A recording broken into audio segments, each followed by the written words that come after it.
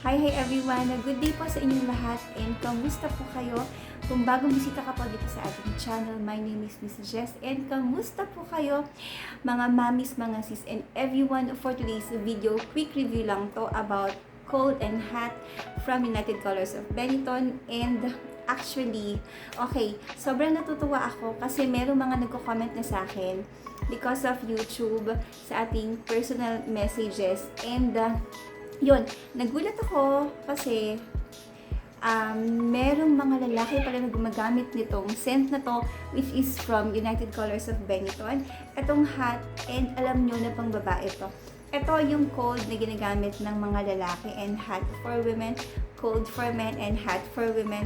Ngayon mga sis, nagtataka lang ako kasi ang dami nag-i-inquire sa akin about this particular type dito kay hot from United Colors of Benetton. Actually, binigyan ko ng cold si Mr. And nagulat ako sa kanya kasi nung pag-abot ko sa kanya nito, sabi niya sa akin is, kala ko yung red. You know, etong red na to mga sis, is personally use ko to. Kaya nga diba even bawas na yung hot natin sa United Colors of Benetton, sobrang binibili pa rin sa akin to. Kasi talagang mabango siya mga sis. And to be honest, nagulat ako kasi ginagamit din pala ng mga boys to. Ngayon, okay, ginagamit ng boys to and nung tinry ko naamoyin sa lalaki mga sis, ang mabango nga siya mga sis. This one, yung cold for me kasi medyo familiar na yung scent nito. Parang naamoy ko na rin siya even dun sa mga Adidas na pabango, ganyan. But this one is really unique. Iba talaga yung amoy ni Hot from United Colors of Benetton. Ito yung malakas makasosyal mga sis. Pero hindi ko inasahan na magugustuhan to ng mga boys. To be honest, hindi ako nag-expect na magugustuhan ng mga lalaki to. Kasi for women to Pero little did I know na konti lang din pala yung mga may gusto ng cold. Or kung marami-rami siguro, pero hindi mo ba alam? Or dapat malaman mo na pwedeng gamitin to ng mga boys, pwedeng gamitin to ng mga lalaki, at pwedeng gamitin to ng mga asawa natin mga sis. Super! Okay, so magkakaroon tayo ng comparison. Very, very quick lang yung for today's video. At iwawash ko na lang later yung magiging scent nito. Sorry kay husband, gagamitin ko muna to. Okay? So, si Cold, actually, the usual, kumbaga parang naamoy ko na talaga siya.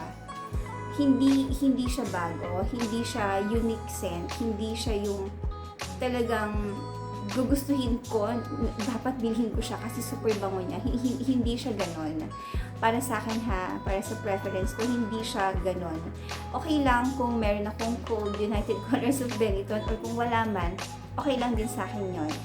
Pero, actually, okay, mautal ka na. Actually kasi ito is parang, tulad na mention ko, halos naaamoy ko siya sa ibang mga replica lang din ng mga amoy. So, for me, kung i-relate ko to, kasi nito ko lang din naman naamoy, kung i-relate ko to, then yung pinakamataas, nasa 7 lang siya for me.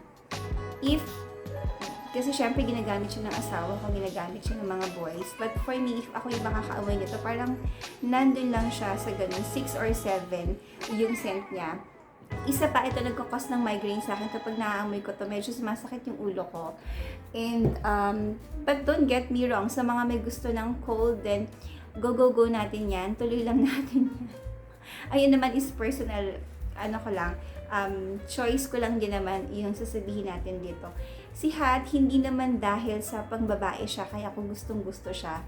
There's really something sa kanya na even boys would love using this. Kasi nga, very special yung scent nito na kahit lalaki magugustuhan to kasi nga, I don't know, attach ko na lang dito yung pinaka-sense notes niya nitong Hot Collection and attach ko na lang din dito yung sense notes ni Cold ng United Colors of Benetton.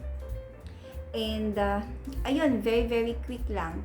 Sa mga may gusto at interested to try this one, dun sa original lang tayo mga sis ha, bumili. Tapos may pa-twist and turn yan para para makapag-spray tayo. Ayan siya. On and off. Twist and turn mga sis. Okay. Ayun po. Sa mga gusto mag-avail nito, sa akin less than 1,000 pesos po. Meron ka ng original United Colors of Benetton. Hot and cold. Don't get me wrong. Okay din naman si cold. But ito naman is may personal opinion sa mahilig sa mga pabango. So, ito lang naman yung choice. Di ba, syempre lahat naman tayo may mga preference tayo. And ito lang naman yung choice ko. Kahit sa lalaki, I highly recommend hot.